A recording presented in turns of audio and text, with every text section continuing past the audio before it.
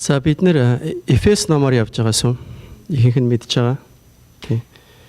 Тэгээд өнөөдөр Эфес номын 3-ын 14-өөс 21 дугаар одоо ишл буюу уншигчдын төлөөх залбирал гэсэн сэдв бод надад одоо би бэлдэж ирлээ. Тэгээд бас та бүхнийг анхааралтай сонсож бас эзний үгийг хамтдаа суралцгаая гэж уриалж байна. Амен. За тэгээд би та бүхэндээ дуудаж өгье. Би нэг барьж байгаа хэрэг юм. За ийм би эцгийн өмнө өвдөг сүгдэж тэнгэр болон газар дах бүхэл овг отгийг нэрлдэг түүнд залбирч байна. Тэрээр өөрийн алдрын баялагын дагуу сүнснийхээ хүч чадлаар та нарын дотор хүнийг хүчтэй болгон сойрхох болтугай. Ингэж итгэлээр Христ зүрхэнтэн нутаглаж та нарын хайр дотор үндэслэгдэн суйрлагдаад тэр хайр ямар өргөн урт өндөр хийгээд гүн болохыг бүх ариун хүний хамт ойлгох болтугай. Мэдлэгийг давдаг Христийн хайрыг мэдснээр та нар Бурхны бүх дүрлээр бэлхэх болтугай. Идүүгээ дотор минь ажилдаг хүчний дагуу гуйх буюу бодох бүхнээс минь илүү хэмжээшгүй бэлхлаар үлдэх чадвартай түүнд алдарн чуулган дотор бүх үеийнхэнд Христ Есүс дотор үеийн үед байх болтугай гэсэн. Амен. За хэдүүлээ одоо энэ 5 ишлэл байна. Энийг ингээд цөмөрөө задлаад одоо хэдүүлээ хамтдаа явцгаая. За 14 дугаар ишлэлээр ийм би эцгийн өмнө өвдөг сүгдэж тэнгэр ба газар дах бүхэл овг отгийг нэрлдэг түүнд би залбирч байна гэсэн. За би эцгийн өмнө өвдөг сүгдэж хэлсэн байна. За Эфес номыг бол Паул бичснийг бид мэднэ, тийм. За хуучин гэрээний харах юм бол Даниэл бас Бурхны өмнө өдөр болгон 3 удаа өвдөг сүгдөөд Бабилоны хаанчлалын үед одоо залбирч байсан байдаг бид нар мэднэ. Бидний эзэн Есүс бас Гецеман цэцэрлэгт одоо цовдлуулахынхаа өмнөх шөнө бас өвдөг сүгдөөд Бурханд бас залбирч байсан байдаг. За одоо яг энэ цаг мөчтөд одоо Паул Ромын шоорон дотор 2 жил гаруй хоригдоод өвдөг сүгдөөд Бурхны өмнө залбирч байна. За түүний хувьд бол амьдралынхаа одоо сүүлийн өдрүүдийг шоронд хүнд нөхцөл байдал донд өнгөрөөснийг одоо түүний захидлуудаас харахад одоо ойлгомжтой байдаг. Тэгээ Паул манай эртний 65 он орчим Ромын шоронд байх үед Ромыг Неро хэмээх нэгэн залуухан харгас хэрцгий хаан одоо хаанчж байсан. За Нерогийн хаанчлалын он жилүүдэд бол Христ итгэхэд бол маш их шахагдаж Христчд маш олноороо хавчигдаж хоригдож тамлуулж, алуулж, олноороо алуулж байсан түүхэлдэг. Тийм. За яг энэ цаг үед одоо Ромд маш том гал гарсан байгаа.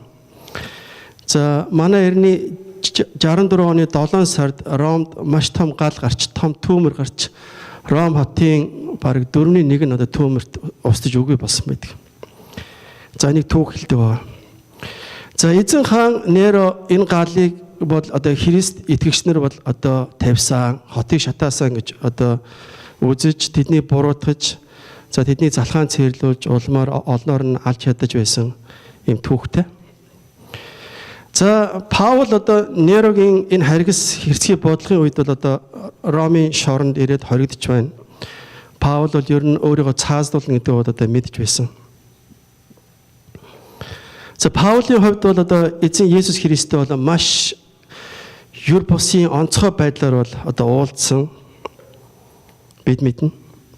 Түүний амьдрал зориг анх Христийн эсрэг дайсагнадаг байсан бол харин тэр Христийн төлөө, түүний сайн мэдээний төлөө маш хүнд хэцүү амьдралыг даван туулж явсаар эцэстээ одоо Ромын шоронд ирээд Паул залбираа сууж байна.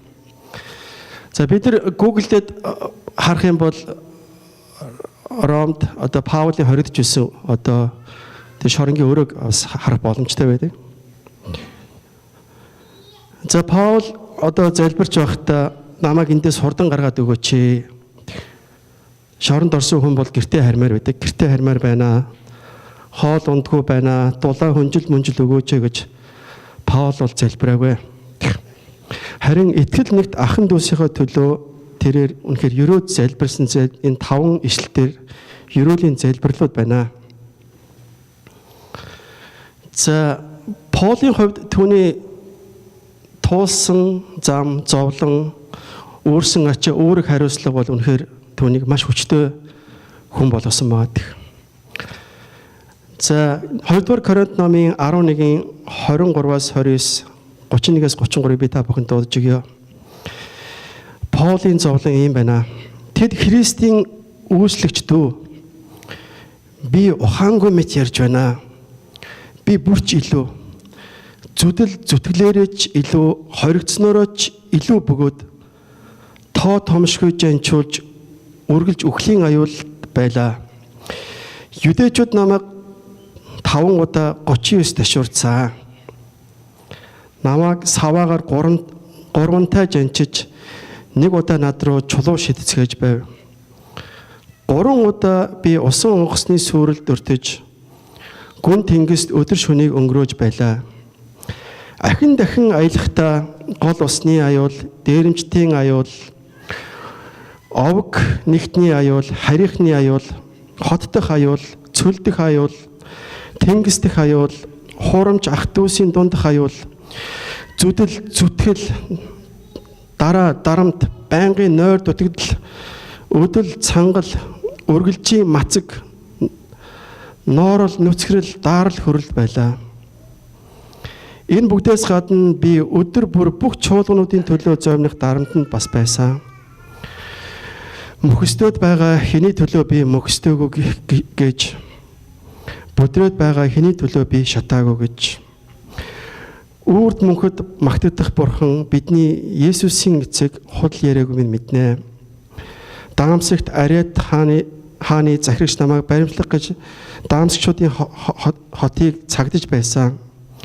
Би хунзан дотор цонхоор хэрэм дагуулan буулгуулж түүний гараас мултарсан юм аа гэсэн. За би энийг бэлдэж байхдаа Паул уучлаарай.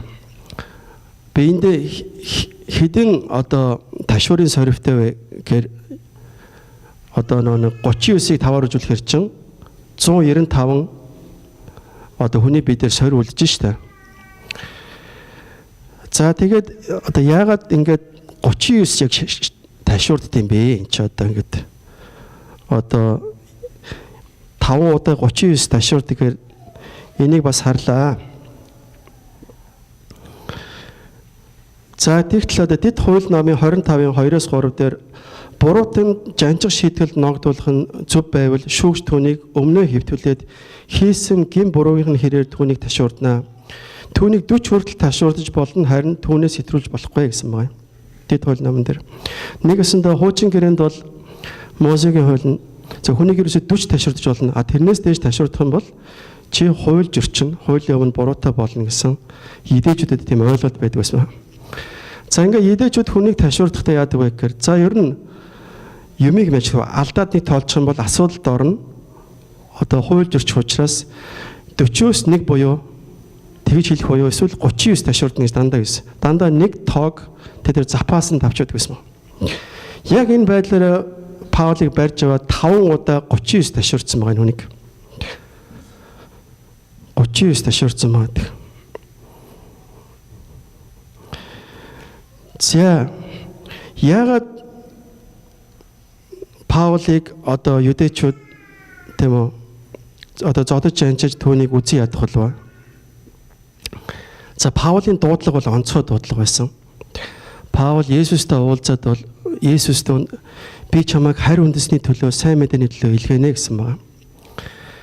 За ингээд Паулын амьдрал бол эзэн Есүс Христийн сайн мэдээг харь үндэстэнгүүдэд тараахын тулд тэрээр үнэхээр өөрийгөө өгсөн байна. За бурхан та нарт хайртай. Хэрвээ та нар эзэн Есүс Христ хүлээн зөвшөөрж түүний загалмай дээрх үхэл амьталтанд идэвхвэл та нар авралтай гэж Паул номлодог байсан. Маш хүчтэй номлодог байсан байна. Есүсийг цовдуулсны дараа түүний итгэгч нар бол ер нь бүгд айсан. Бүгдээрээ ер нь нуугдмал байдалтай байдаг хахад энд бол нэг залуу гарч ирсэн нь Паул байсан. Паул бол ерөөсөө айхгүй гараад хотын талбай дээр гараад Есүсийн сайн мэдээг бол зоригтойгоор ярьдаг, нэг тунгалдаг байсан. Тэр одоо алуулна гэдэг бол мэдчихсэн. Гэхдээ ерөөсөө Паулд бол тэр айц байгаагүй. За энэ тухайн үеийн одоо хуучин гэрээг одоо барьдаг юдэчүүдийн бол маш их дургуйслыг хүргэсэн байгаа. Яагаад гэвэл юдэчүүд бол Израильчууд бол бид нар бол зөвхөн Бурхны сонгогдсон ард хүн байна. Зөвхөн Юдэ хүмүүс л Мосегийн 613 хуулийг сагснаар аврагдах боломжтой гэж итгэж үнэмшиж явсан. Нэг өсөнтөө хүн үйлсээрээ аврагдана гэж итгэж найддаг байлаа. Гэтэл Паул гарч ирээд үгүй энэ олон хуулиуд юу сах биш ээ. Та нар ерөөсөө эзэн Бурхан Есүс Христ итгэцгээе. Түүний загалмай дээр хэлсэн тэр ажил та нар итгэх юм бол та нар авралтай гэж та Паул номлосон байгаа. Түүний мессежүүд бол маш хүчтэйгээр тарсан ба. За энэ нь бол одоо юдэчүүдийг маш их бухимдуулж эцэстээ Паул Жерусалемд ирэхэд юдэчүүд түүнийг барьж аваад ромчуудын гар тушаасан. За ингээд Паул бол одоо ромчуудын гар тушаагдан тэр үнэхээр одоо Ромд шоронд одоо өнөөдөр хоригдож байна гэдэг. За юдэчүүдийн хувьд бол үнэхээр Паулыг үнэхээр ялж чадаагүй. Тийм түүний тунгалж байсан сайн мэдээг бол үнэхээр тэд зогсоож чадсангүй. За дараагийн ишлэл хэдүүлээ харцгаая. За 16 дугаар ишлэл та нарын доторх хүнийг хүчтэй болгон сойрхох болтугай гэж Паул хэлсэн байна тийм. За доторх хүн гэдэг ойлголт гарч ирж байна. За Бурхан бидний зүрх сэтгэлийг харж байдаг гэдэг тийм. 1-р Самуэль номын 16-гийн 7 дээр Бурхан гадна төрхийг хардгүй харин зүрхийг хардгаа гэж хэлсэн байдаг тийм. Харин мөхөс дөрөө хүмүүс бидний хувьд болохоор эсрэгээр бид нар одоо хүний зүрхийг харна гэхээр бид нар ер нь харах боломжгүй. Энэ хүн яг одоо дотроо яг юу бодож байгаа бид нар тийм харах чадвар бид нар байхгүй. Харин гадна байдлыг бол бид нар үнэхээр сайхан хараад хэлж чадна. Үүнээсээ дайжгүй залуу шинээсээ дайжгүй одоо бүсгүй биш үү гэх юм уу те. За тэгээ бид нар ер нь амьдрал хийсэн алдаануудыг их харах юм бол бид нар одоо гадна талын байдалд их татгцснаас болж биднээс амьдралд бас их маш их алдаанаар байдаг тийм. Одоо first impression гэдэг анхны сэтгэл хөдлөл тийм. За бид нар бие биенээ яаж танин мэдэх вэ? Бид үнэхээр одоо бие биенийхээ дотор зүрх сэтгэлийг яаж харах вэ? Гагцхүү бид нар эзэнд энэ хүн хэр итгэмжтэй, хэр дуулууртай, хэр Бурханд энэ хүн ойрхон байна. Тэрийгээр л ганцхан мэдэх боломжтой. Өнөөдөр маш олон одоо асуудлууд бидний амьдрал байна.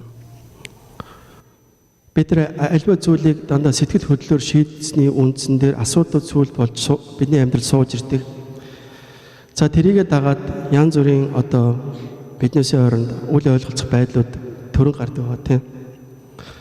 За бүхэл бүтэн одоо Кореан драма гэдэг одоо үзэхэд бараг ойлгомжтой бидэрт. Эхэндээ ингээд нэг хоёр хүн нийлдэг. Тэгээ буун драма болж яваад ингээд тэр нь ингээд сүултээ биднээс ингээд үзэх айгүй сонирхолтой болсон тийм. Яг бидний амьдрал дээр болж байгаа зүйлийг аваад кино болгоод тэрийгээр мөнгө олж байгаа тэр Холливуд. За заримдаа ингээд үнэхээр бидний хувьд бол байгаа байдалтай дасан зогсож амьдрахаас өөр аргагүй заримдаа хүрдэг. Биднээс төсвөр төвчээр хатуужил зориулт гарах шаардлагатай болдог. За эзний үг дандаа хүний дотоод сэтгэлийг салхитай, модтой зөөрлөдөг. За үндэс сайтай мод бол альва нэг салхинд бол хохроод унах нь бол том баг байдаг. Та харахад хичнээн гоё сагалгаар гоё мод байлээгээд үндэс муу үндсэн сул дорой бол салхинд унах нь бол ойлгомжтой. Тийм учраас Бурхан биднийг гадна байдлаас илүүгээр бидний дотоод байдал, дотоод ертөнц, бидний дотор хүнийг Бурхан илүү хүчтэй байгаасаа гэж Бурхан үргэлж хүсэж байдаг тийм. Тийм учраас бид үнэхээр дотор хүнээ бид илүү хүчтэй байлгах хэрэгтэй тийм. Амьдралд ямар ч асуудал тохиолдож болно. Тэр болгонд бид нэр ингээд ганхаад, муураад, унаад ингээд явж болохгүй тийм. Бид нар байх ёстой байран дээр байж зогсох газараа зогсох ёстой. За манай сумынхан наттай хамт уу? Амен.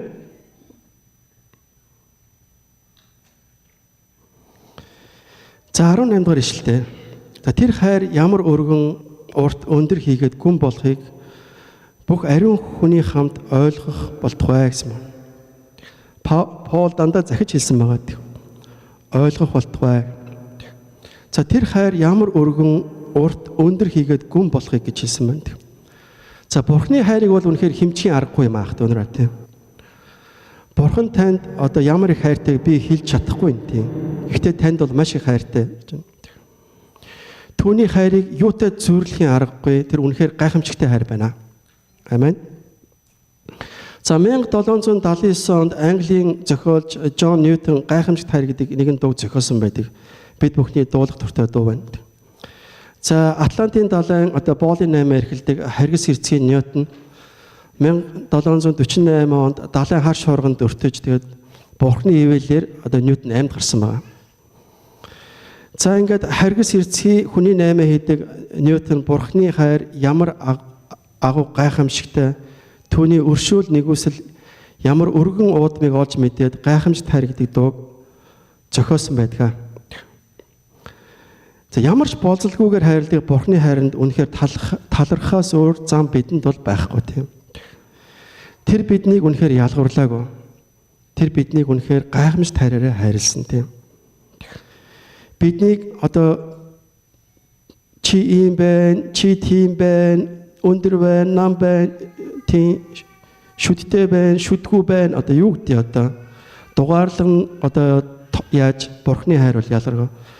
Бурхан болзолгүйгээр хүн болгоныг яг өөрийн гайхамшигт хайраараа эцсээ хүртэл хайрлсан байгаа.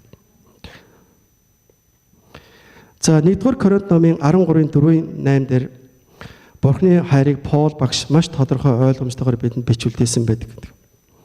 Хайр төвчээртэй энэрэнгүй билээ. Хайр атаархдаггүй, хайр агсангдаггүй, ихэрдэггүй. Зүй бус юмд баярлдаггүй, харин үнэнд баярлдаг. Бүгдийг талдаг, бүгдэд итгэдэг, бүгдэд найддаг, бүгдийг тэсвэрлэдэг. Хайр хизээш дуустдаггүй гэж Паул бичсэн байгаа. Паул шоронд хоригдож байх хугацаанд бол эргэн тойрны нөхцөл байдлыг бол хараагүй. Паулын хоригдож байсан шорон өнөөдрийн шорон хоёрын хооронд бол маш том ялгаа бий. Өнөөдрийн шоронд бол за ямар ч байсан тийм өвлөнд дараад өлдөөд өгчихгүй, зун халаад наршчихгүй, өдрийн хоолтой нэг эмчи үзлэгтэй. Тэг ямар ч байсан одоо хоорондоо асуудлахоос өмнө харгалздаг хүнтэй ямар ч байсан өнөөдрийн шорон иймэрхүү байна. Альж газар ер нь цаанаас.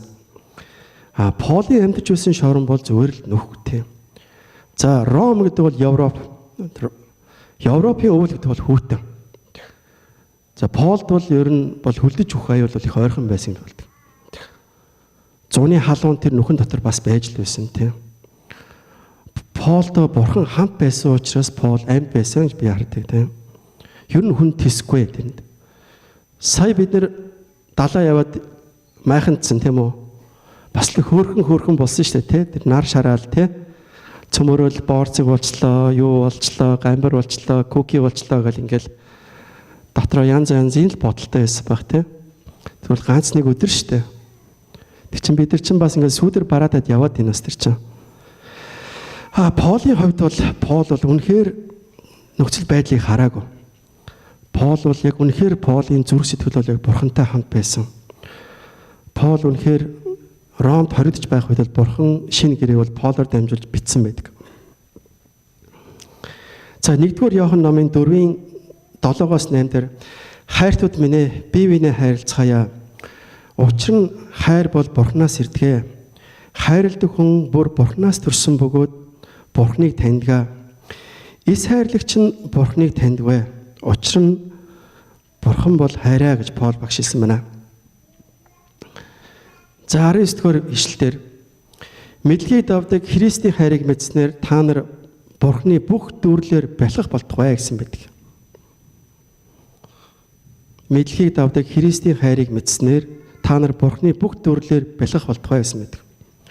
За Библи мэдлэг их хэрэгтэйг хайр сургамжилдаг гэж бидэнд зөвхөдөг тийм.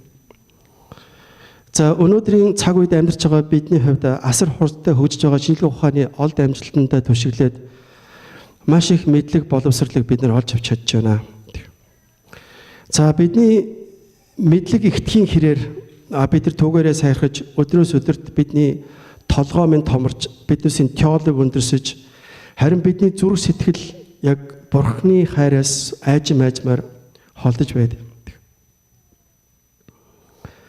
Нэг л их том онл ярьсан теологи ярьсан хүмүүс яг үнэндээ Бурханы өмнө яг үнэхээр сүгдэж суугаад залбирч байна. Теолог, неолог гэд манай сүм дээр нэг пастор номлож байсан. Неолог нь өвдөгний эрдэм. Хүн өвдгөн дээрээ суугаад залбирах. Өвдгөн дээрээ суугаад залбирахад хүний сэтгэл дагаад сүгддгөө гэж хэлдэг тийм. Магадгүй бидний хувьд өнөөдөр бид нар яаж залбирч байна? Бид нар бас өөрсдөөсөө нэг асуулт байна өнөөдөр. За эзэн Есүс Матай номын 18:3 дээр ингэж хэлсэн байна. Үнэхээр би та нарт хэлье. Та нар өөрчлөгдөж хүүхдүүдтэй адил болохгүй бол Тэнгэрийн хаанчлалд явж орохгүй. Иймээс хэн өөрийнхөө энэ хүүхэд адил өчүүхэн болгоно тэр нь Тэнгэрийн хаанчлалд агуу юм аа гэсэн байдаг. Тэгэхээр бид үнэхээр зүрх сэтгэлдээ өөрчлөлтийг авчих хэрэгтэй тийм. Өнөөдөр бид энэ хүүхдүүд чиг гинэн цагаахан байж иж бид нар Бурхан дуулууртай бид нар Бурхан түүнд өөрсдөө өгч байж бид нар тэр Тэнгэрийн хаанчлал үеийн хүүхдүүд байх болно. Амен. Нэгэн ийм гайхамшигтай дуу байдаг. Тэгээ надад уулын CD-н байсан. Одоо би нэгэнд нөгөөд одоо надад байхгүй. Тийм. Би хэд өгснөөш мэдтгүй юм тэгээд. За их үнэн үгтэй дуу. За би бас нөгөө нэг тэр дууныхаа ингээд дагаад дуулдаг байсан мөртлөө нөгөө нэг яг ингээд дууныхаа үгийг бас ингээд чэйжэр бичихээр бас сайн санахгүй. За тэр дуунд юу гэж хэлдэг вэ гэхээр те би бусдын адил эд баялаггүйч би бусдын адил эрдэм мэдлэггүйч би бусдын адил эрүүл биш ч гэсэн би бусдын хараагүйг харсан би бусдын сонсоогүйг сонссон гэдэг.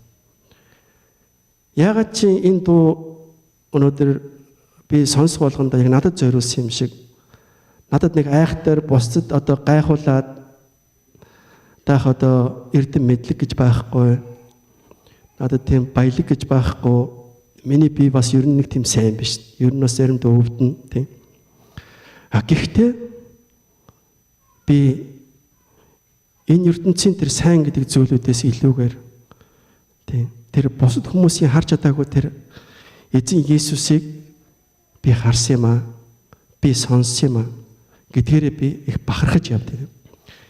Энэ мессеж магадгүй өнөөдөр энэ номол танд чилжиж болох юм тийм. Бид нар дутагдж гачигдж болно. Бид нар үр ширтэй байж болно. Бид өвчтөй байж болно. Бидэрт ямар зүрийн амьдралын дарамт байж болно. Гэхдээ эзэн Есүс итгэдэг бидний итгэлийг бол үнэхээр нугалж чадахгүй тийм. Есүс үнэхээр танд хайртай шүү амин. Үнэхээр Бурхны хайрыг олж авсан хүн бол өрөөлтөе. Үнэхээр та Бурхны хайрыг мэддэг бол би таныг өрөөгцөн нэгэн гэж өнөөдөр энэ эндрээс хэлмээр байна. Та юутай өрөөлтөй хүн бэ? Нэгэн өвгний түүх өнөөдрийн хүртэл миний сэтгэл зүрхэнд явдаг. Би номноос уншиж байсан баг. жирийн нэг өвгөн нэрийг би мэдэхгүй. За энэ өвөгийн хувьд бол бурханд итгэдэг хүн байсан байна. За ингээд хүний одоо амьдралын чамаар хань ижлэн нас орсон байгаа. За өвөд нэг үр хүүхдүүд байсан, бас үр хүүхдүүд нь ч олигтой явахгүй, нэг өдөр ингээд өвөөг бас орхиод яваад өгсөн байгаа үр хүүхдүүд нь тийм. За өвөө ингээд гэртээ ганцаараа Библийг уншдаг, бурхантайгаа байдаг байсан. Гэтэл өвөө нэг өдөр Библийг уншиж чадахгүй болсон. Тэр хараагүй болсон байгаа. Библийг уншдаг байсан. За өвөөгийн бие бол өдрөөс өдөрт муудсан байгаа. За сүүлд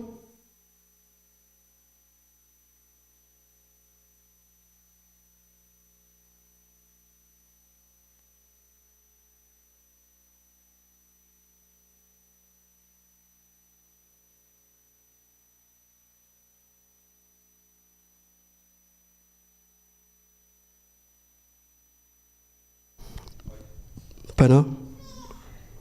I'm come back. Hi.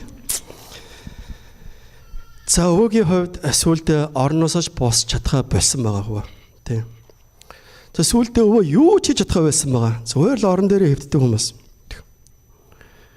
За ямар ч хэрэгцээгүй орхигдож хаягдсан энэ өвөгийн хувьд Бурхны хайр л ганцхан түүнийг бүүэлж байсан гэдэгт. Үнэхээр Бурхны хайр бол бидний үргэлж хамт байна.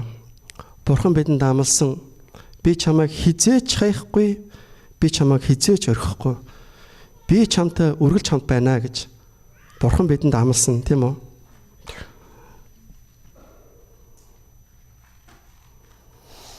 За 20 дугаар ишлэгийг би та бүхэндээ дуулчихъя. Идэвгээ дотор мань ажилдаг хүчний дагуу гуйх буюу бодох бүхнээс минь илүү хэмжээшгүй байлглаар үйлдэх чадвартай түүнд алдарн чуулган дотор бүх үеийнхэнд эзэн Есүс дотор үеийн үед байх болтугай. Амен гэсэн байдаг. За энэ ишлэлээр Бурхан өгдөгөө. Заримдаа биднийг гойснаас минь илүүгээрч Бурхан өгөх үе байдаг гэдэг. За энэ үед Бурхан таалархаж түүнд одоо хүндлэл магтаалыг өргөх бол маш амар байдаг тийм. Бурхан маш ойрхон залбираад Бурхан хариулаад амьдрал үнэхээр сарнаа шиг тийм гоё. Харин Бурхан хүний гойсон болгон дандаа өгөөд байдгүй. За энэ хатуу үнэн байна. За бас үгүй гэж хэлэх өдөр бас байдаг тийм.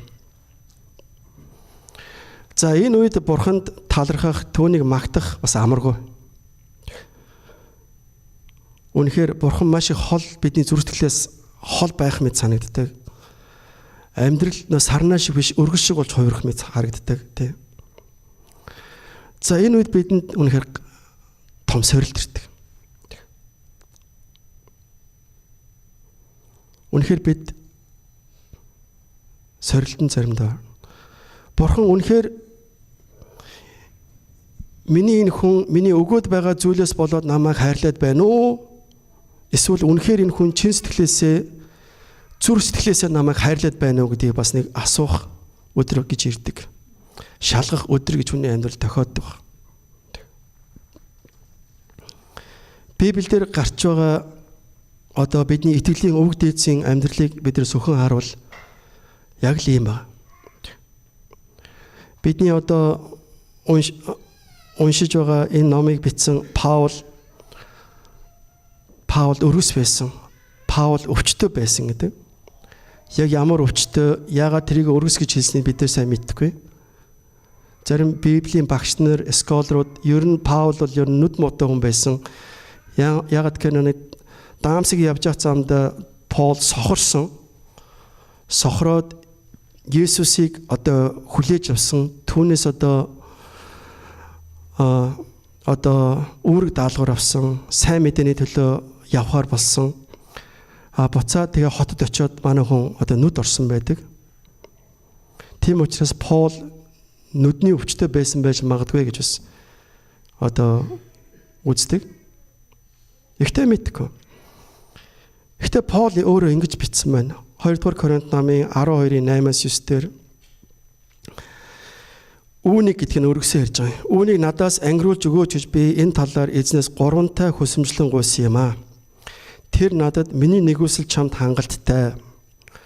Учир нь мөхсдөлд миний хүч бүрэн төгс болдог юм аа гэж айлцсан юм аа гэж. Би бол Паулыг одоо Бурханаас ийм үг аваад дахиж бол одоо намайг энээс салгаад өгөөч гэж баг залбирэг байх гэж байна. Маш тодорхой Бурхан түүнд хариулсан байдаг.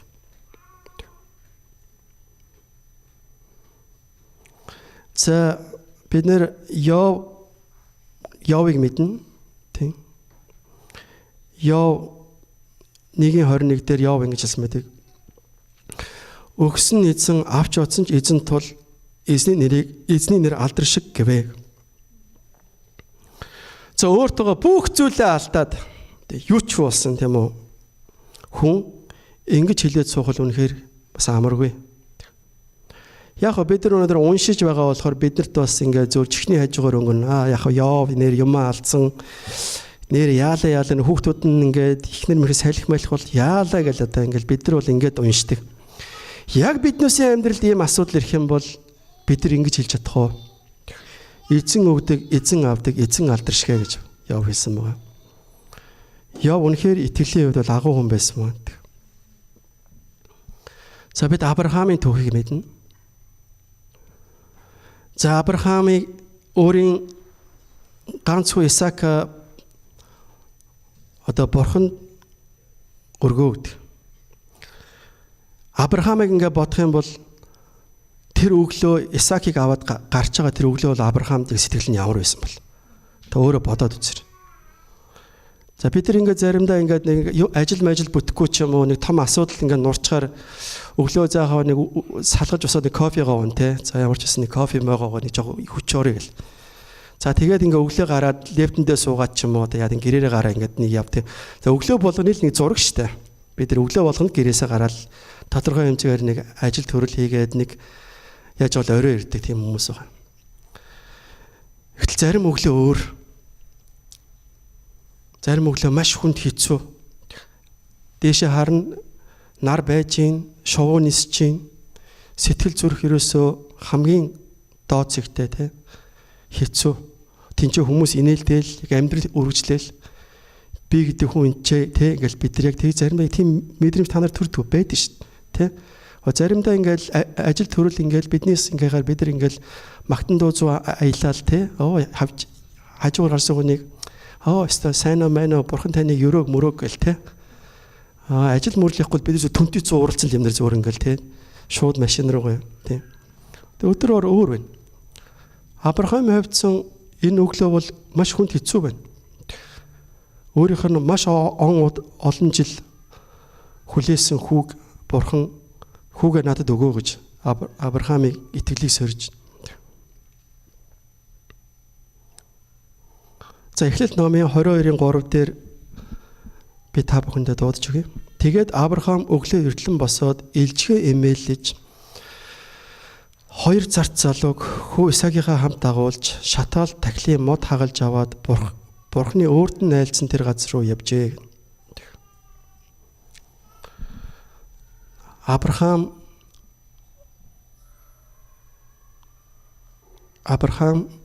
ямар ч байсан Бурхныг дагсан байгаа. Бас ингээл удаан жил хүлээгээгүй. За ингээл дараа сар мар ч юм уу. За 6 сарын дараа одоо ярилцсан ч юм уу те. Бас нэг жоохон нэг одоо хугацааг нэг сунгаад идэв шимэгтэй ингээ шүүх хурал мурал дээр ч ингээл те ингээл нэг жоохон хугацаа авах гэдэг. Авраам тэгийг байгаа. Авраам бол аюу мундаг итгэлтэй юм аа. Өглөө эртлэн босоод манай хүн гараа явсан байгаа. Бидний итгэлийн үг Авраамын тухай ярьж байна. Би Авраамын түүхийг ингээ уншихаар заримдаа ингээд яагаад чи надад ингээ ойлгохгүй. За одоо ингээд Авраам ингээд өөрийнхөө Бурхан одоо нутаг амлаад эхнэрээ аваад За ингээд аав ээж хорон гэрийг орхиод явж байгаа. Би одоо Авраамыг яг тэр явж байгааг ингээд боддیں۔ За одоо өнөөдөр бол ингээд нэг мотоцикл цоциклэн суугаад эхнэрийн хойноо аваад ингээд салхи татуулаад ингээд одоо явж шít. Нөгөөд нөө баяртай яадیں۔ За Авраамын үед одоо илжиг мэлжиг ч юм уу нэг үхэр тэрэгэн дээр л явсан баг. За хэсэг хугацааны дараа яасан бэ гэсэн Авраам нөгөө айц манай хүнд нүрэлдэг. Яасан бэ гэхээр одоо өөр хаан Авраамыг алж магадгүй гэсэн учраас эхнэрийгээ миний дүү гэж хэлээд Авраам тэр хаанд өгчдөг байгаа.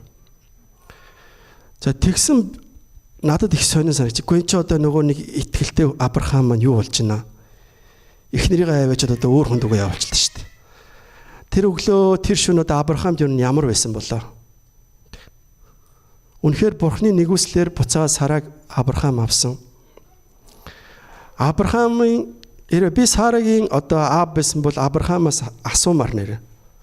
Хөчөө одоо яасан бэ? Ингээд манай охиныг аваад ингээд тийшээ явна. Бурхан надад нутаг харуулж гин. Тэ? Одоо балан цөмлөн гэд гараа явсаад охин хаана вэ? Гэхдээ яг тэгж асуумар байхгүй. Охинтой хүмүүс бол тий. Чичээрээ сонин гараагүй юу аа гэд. Зарим одоо ууртаа бол шанаадад унгачмаар байхгүй. Авраамын хувьд бол Бурхан түүнийг яг үнэхээр айжмаар итгэлийн замаар бол түүнийг алхуулсан гэдэгтэй.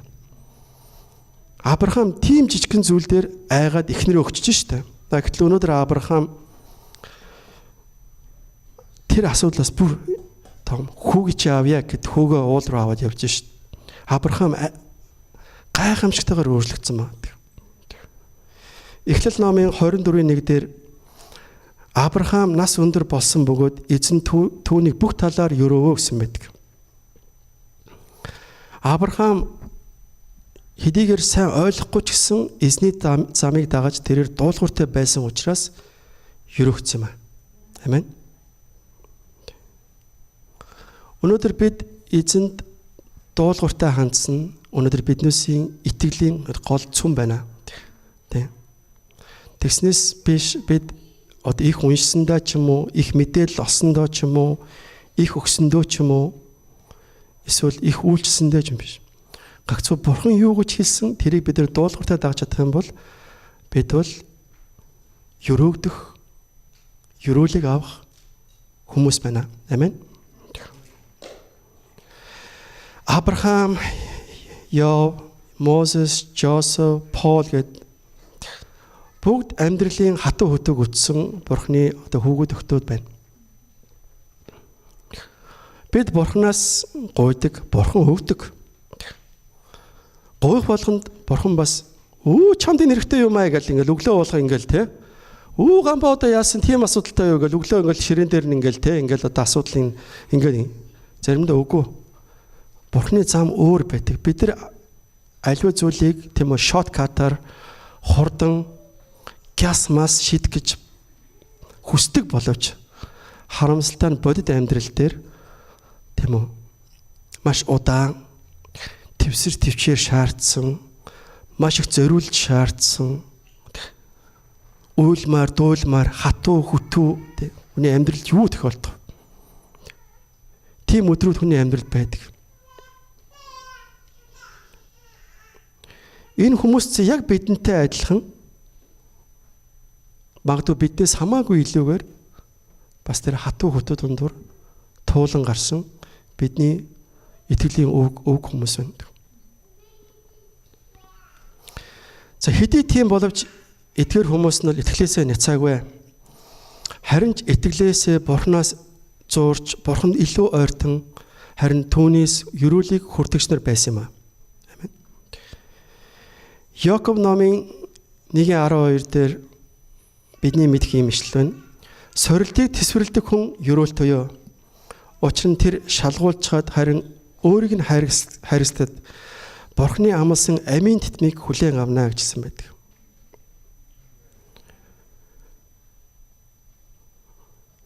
За энэ хүрээд одоо миний номлол одоо дуусч байна. Тэгээ би ах トゥ нар та бүхнийгээ уриалж байна. Тэг. Бид бол үнэхээр гайхамшигтай бурханд итгэдэг. Тийм. Үнэхээр бидний бурхан бол үнэхээр аггүй, үнэхээр ариун, цор ганц, хүчрхэг, ялагдшгүй, мөнх оршигч, бүхнийг захирдаг, бүхнийг мэддэг агуу бурхан байна.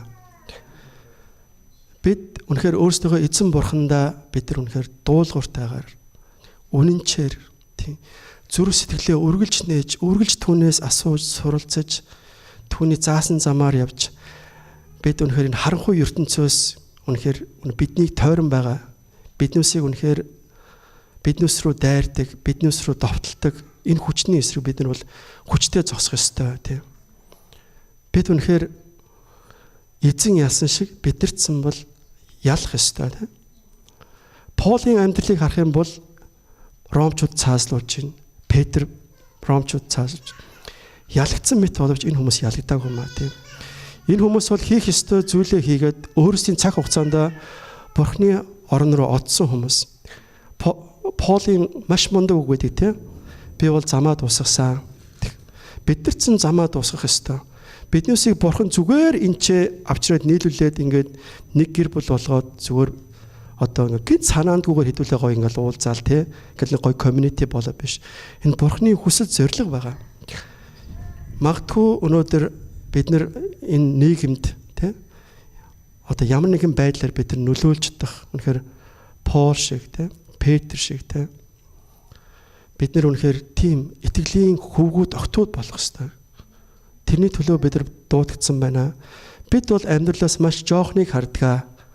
Гэвч бурхан бол биднийг томоор хардаг. Биднээс маш их потенциал бий, маш их боломж бий гэж хардаг. Бид өнөөдөр доошоо шагааж явдаг. Бид нар харин дээшээ харах хэрэгтэй. Бид нар бурхан руу хандах хэрэгтэй. Амен. За энэ хүрээд дуусч байна. Тэгээд эзний үгэнд анхаарал тавьсан та бүхэндээ баярлалаа.